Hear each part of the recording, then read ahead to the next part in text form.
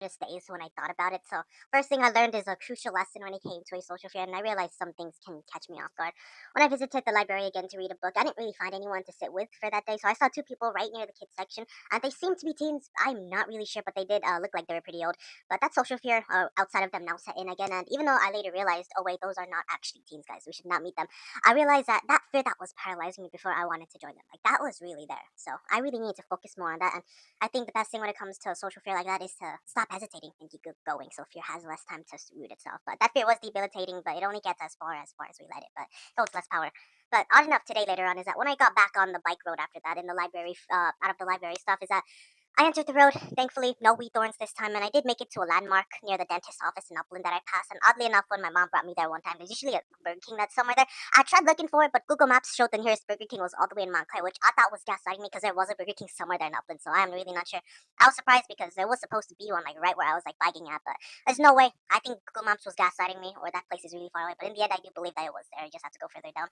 But the weirdest part is that maps brought me to a terrible Burger King somewhere in Montclair near one of a less rich neighborhood because of the amount of homeless people that are there. I ordered my typical food since my stomach was kind of hurting this time because I didn't eat pure sugar before that biking trip. So this time I got a few flame grilled Whoppers, but without all that extra sauces. And it tasted good as always a place of bread. But they even offered two cookies since they didn't have any tacos available that day. And later on, thankfully, I had already eaten my meal. So this one homeless woman who seems to be high entered the inside the store in the small Burger King to wash her hands. She used a vending machine to try to wash her hands, but the worker called her out. She used slurs and the typical back to your land stuff toward the cashier and was disruptive.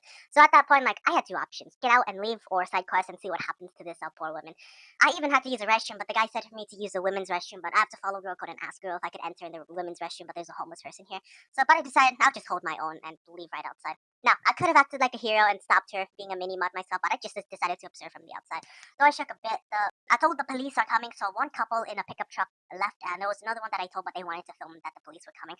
And the other guy wanted to stay because he wanted to film too. And eventually, the police came and then they decided to enter, and they forced her out after she exited. I told even the officers that she was being disruptive and messed with the vending machine. Some other civilians left when I also warned them too that police were coming.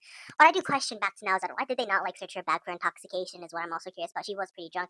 Although we're in a good place that she didn't pull out no gun or machete and point directly where I was with the police. I was able to film though I was gonna get the good stuff, but I still found it pretty odd nonetheless anyway that they did not search her. She could have had some stuff on her. Or maybe it's like the homeless people thing that's going on in Montclair. There's some stuff that's going on. I mean, why would police take more time finding people work on homeless people compared to like a criminal? Anyways, though, the guys who did stay followed that girl, but they eventually left because it either got disinteresting or really nothing else ended up happening after that point forward.